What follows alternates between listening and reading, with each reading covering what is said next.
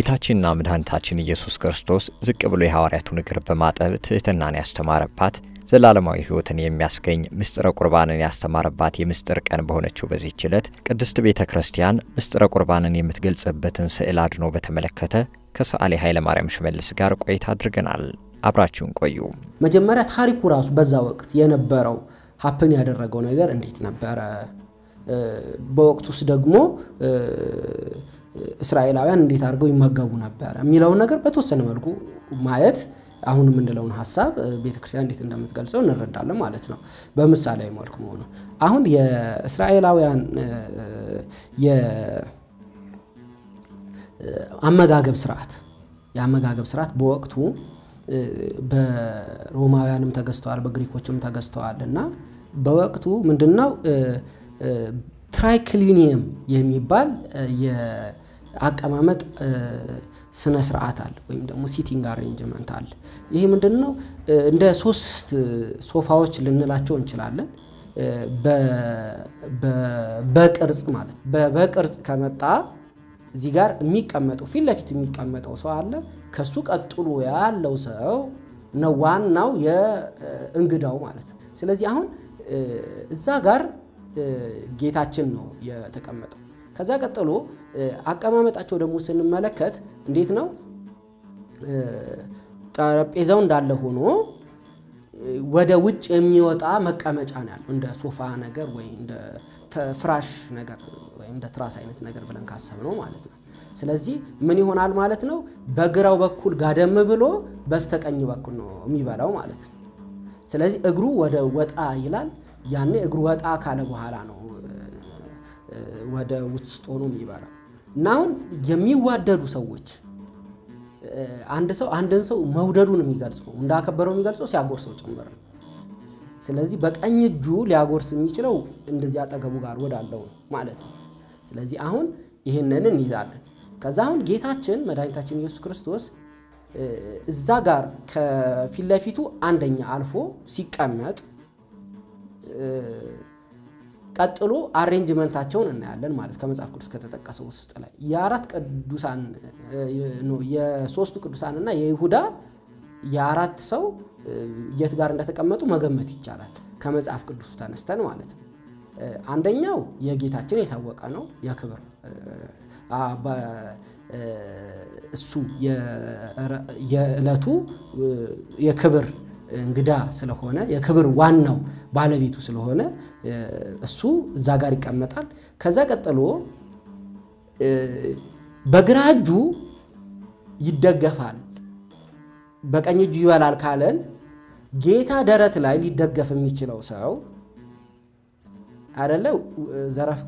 ዘረፈቀ ውስጥ ተጽኖ ኢየሱስ አይደለ የሚለው። ስለዚህ ይሄ ደረቱ ላይ ያረፈው ቅዱስ ዮሐንስ ከጌታ ፊት እንደሆነ መረዳት እንችላለን ማለት ነው። ስለዚህ አንደኛ ታማኝ የሚባል በዘመኑም ታማኝ የሚባለውም ሰው ከፊት ለፊት ነው የሚቀመጠው። ከፊት ለፊት ያንደኛ ያስቀምጠዋል እዛ ጋር። ከዛ ቀጥሎ ማን አለ? ክርስቶስ አለ ማለት ነው። ስለዚህ በሐዋርያት ዘንድም የታወቀ ነው የዮሐንስ ታማኝነት ማለት ነው። ከዛ ከጌታ ቀጥሎ ደግሞ ያለው ደግሞ ምን ይባላል? ሎከስ ኮንሱላሪስ ይሉታል። ሎከስ ኮንሱላሪስ ይሉታል ወይም ቺፍ ካውንስለር ዋና አማካሪ ዋና የኦነር ገስት ነው የሚሉት። በቃ ይሄ በጣም የተከበረ እንግዳ ነው። ከዛ ምን ይሆናል ማለት ነው? እንደ ማግኔት ከግራውን እየያዘ ነው በክብር ወደኋላ እየዞሩ ሄዶ ኦነር ገስት ደረጃ የሚሄዱት እና በጣም ኦነርድ የሆነው ገስት ደግሞ ከጌታ ቀጥሎ ያለው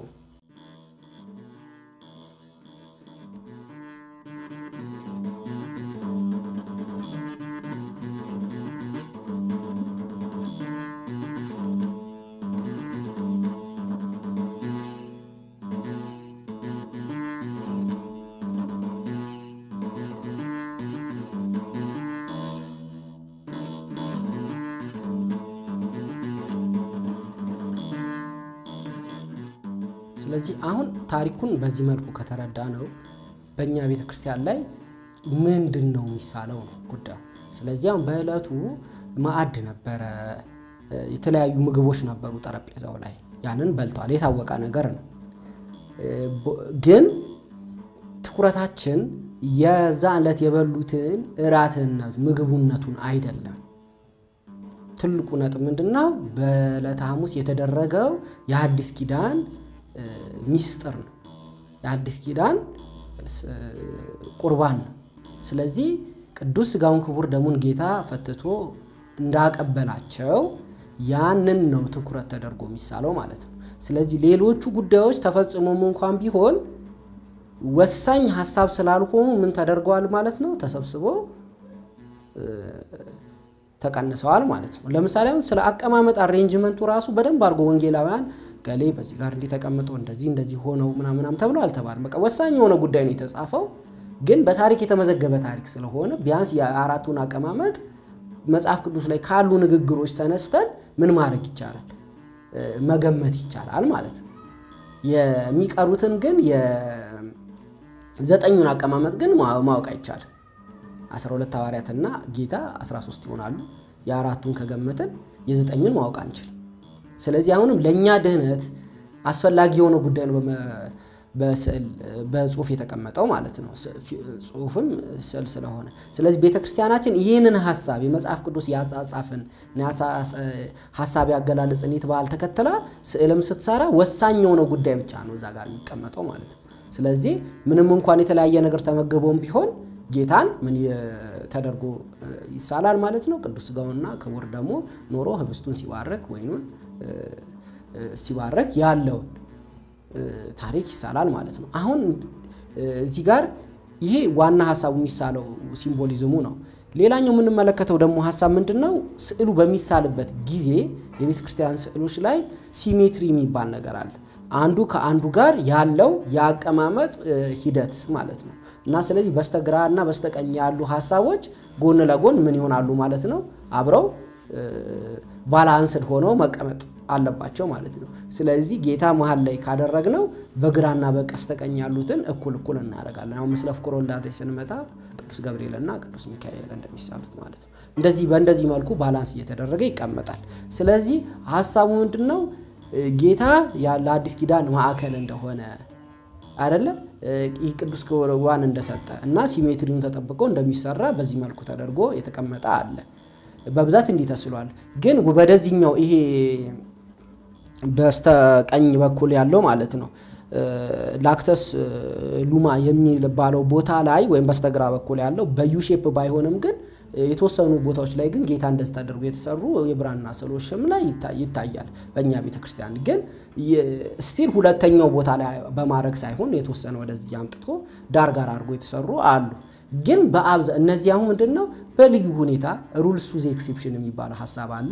በልዩ ሁኔታ የሚታዩ ናቸው እንጂ ለአብዛኛው በብዛት ለተሳሉት ስዕሎች ግን ስንመለከት ግን የምሴተ ሐሙስ ስዕል ላይ ጌታ መሃል ይሆናል፣ በግራና በስተቀኝ ሐዋርያት ይሆናሉ።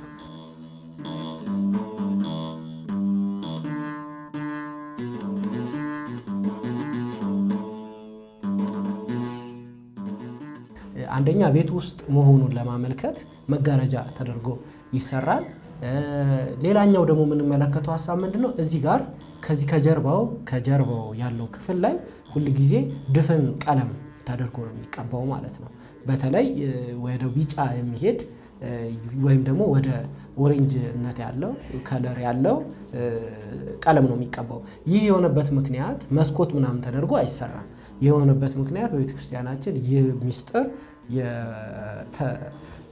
ለተመረጡት ብቻ የሚደረግ ነው። በቅዳሴ ሰዓት እንኳን ፍሬ ቅዳሴ ላይ በመንደርስ ጊዜ ጻውኑ ክርስቲያን ይባላል። ስለዚህ ያላመኑ ሰዎች ምን የሚሆኑበት ነው ማለት ነው? ወደዚህ ሚስጥር የሚከለከሉበት ነው ማለት ነው። እና ስለዚህ የክርስቶስን አካል ሰማይና ምድር እንደደበቁት ሁሉ ፀሐይ፣ ጨረቃ ብርሃናቸውን ደብቀው እንደከለሉትና ጌታን ክብሩን እንደገለጹ ሁሉ በቤተክርስቲያናችንም የጌታን ክብር አንዱ የምትገልጸው በእንደዚህ መልኩ ነው ማለት ነውና ስለዚህ ከጀርባ ምን አይደረግም ማለት ነው? መስኮት ተደርጎ አይሰራም። አንዳንድ ጊዜ ባለማወቅ ከጀርባ መስኮት በማድረግና ይሄ ጋራ ሸንተረሮችን እንደዚህ በመልኩ አድርጎ የሚሰሩ አሉ። ይሄ ከሥርዓተ ቤተክርስቲያን አንፃር ትክክል አይደለም።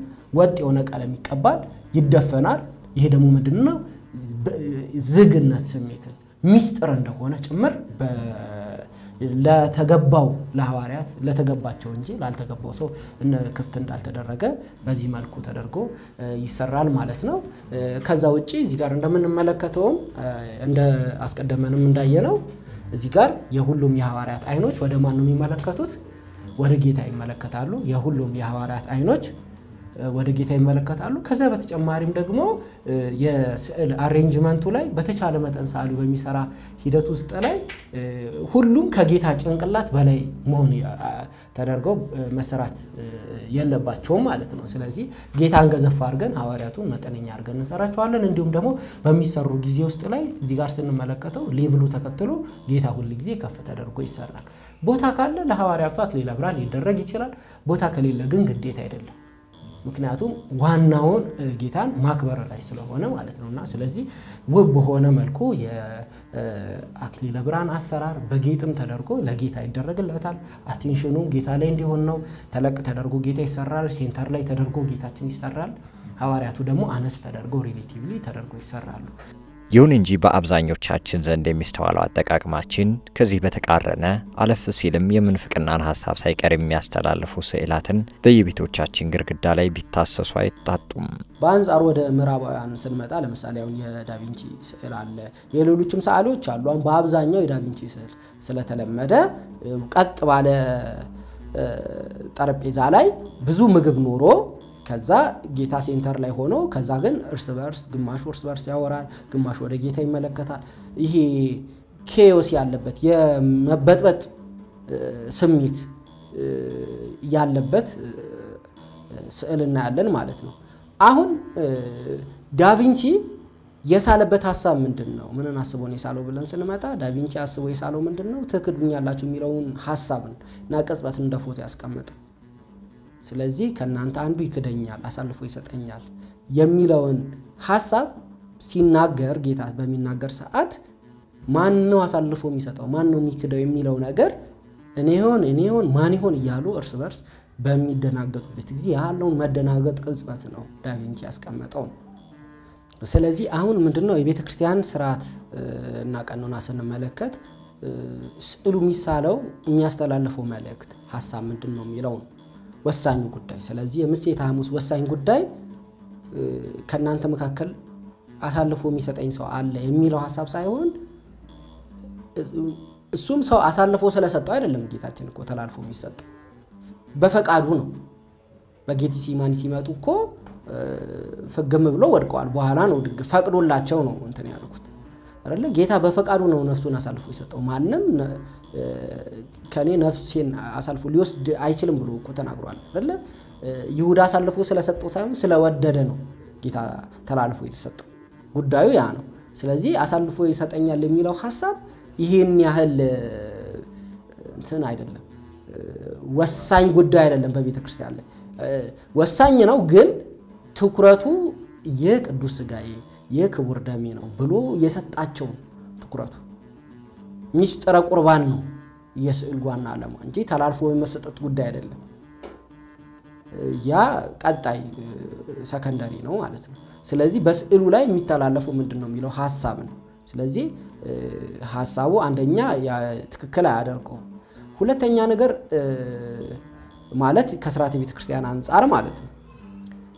ሌላኛው ደግሞ የምንመለከተው ደግሞ በስዕሉ ላይ የምንመለከተው ስዕሉ ሲሳል በቤተክርስቲያናችን የምሴተ ሐሙስ ስዕል ሲሳል ያቀማመጥ ሥርዓት ይባላል። ማለት ምንድነው? ቅዱሳን ሲቀመጡ ፊታቸው ገጻቸው ሲቀመጥ የአይናቸው አቅጣጫ ወሳኝ የሆነ ጉዳይ ላይ ነው የሚሆነው። ስለዚህ ጌታችን ቅዱስ ሥጋዬ ነው የክቡር ደሜ ነው ብሎ በሚናገርበት ቅጽበት በዛች ቅጽበት ላይ የሐዋርያት እይታ ሁሉም ወደ ማን ነው? ወደ ጌታ መሆን አለበት። ለምን? ወሳኙ ጉዳይ ምንድነው? ቅዱስ ሥጋውና ክቡር ደሙ ነው። ስለዚህ የጌታን ሥጋና ደም በመንቀበል ሰዓት ሐሳባችን ሁሉም ነገራችን ወደ ማን መተከል አለበት? ወደ ጌታ መሆን አለበት ማለት ነው አይደል? ይሄንን ለመታሰቢያ አድርጉት ስላለ የጌታን ሕማምና መከራውን እያሰብን ወደ ቀራንዮ መስቀል አይኖቻችን ተክለን ነው ቅዱስ ሥጋውና ክቡር ደሙን የምንቀበለው። ስዕሉም ያንን በሚገልጽ መልኩ መሆን አለበት፣ ለምእመናን የሚያስተምር መሆን ስላለበት ማለት ነው። እና ስለዚህ ሐዋርያትን በሚሳሉ ጊዜ የሐዋርያት እይታ ወደ ማን ነው መሆን ያለበት ማለት ነው? ወደ ጌታ ማለት ነው። የሁሉም ሐዋርያት ጌታ ቅዱስ ሥጋና ክቡር ደሜ ነው ብሎ በሚናገርበት ቅጽበት ጀርባ ሰጥቶ የሌላ ወሬ ማውራት አይፈቀድም ማለት ነው። ልክ አሁንም ቅዳሴ ላይ ምንድን ያለው? የሳቀ የተነጋገረ አይደለ በክፋት የቆመ ይላል። ስለዚህ ምን ማለት ነው? የማይገባ ወሬ ራሱ ማውራት አይገባም ነው። ስለዚህ የሁሉም ሐሳብ ትኩር ብለው በተመስጦ በአይኖቻቸው ወደ ማን ነው? ወደ ጌታ የተመለከቱ ይሳላል ማለት ነው። ይሄ ሞር ሲምቦሊክ ነው። ሞር ወደ ቅዱስ ሥጋው ወደ ክቡር ደሙ ወደዛ ሚስጥር ነጥቆ የሚወስደን ነው። እዚህ ምድር ላይ የዛች የሐሙስ ዕለት የነበረውን የማታ ግርግር የሐዋርያት መጨነቁን ያንን አይደለም የሚገልጸው ማለት ነውና ስለዚህ በዚህ መልኩ መታሰብ ይፈልጋል ማለት ነው። ሌላኛው ደግሞ የሐዋርያት የፊት አቀማመጥ ወይም የፊት አሳሳል በቤተክርስቲያናችን ግማሽ ገጽ ከተደረገ እምነተ ጎዶሎ ማለት ነው። ሙሉ ገጽ ከተደረገ ደግሞ ጻድቅ ማለት ነው በቤተክርስቲያናችን አስተምሮና አሁን የዳቪንቺ ስዕልን ስንመጣ እነሱ ጋር ግን ያ ቀኑና ስርዓት የለም። ስለዚህ ዳቪንቺ ምንም እንኳን ግማሽ ገጽ አድርጎ ቢሰራም ሐዋርያት እምነተ ጎዶሎ ናቸው እያለ አይደለም የሰራው።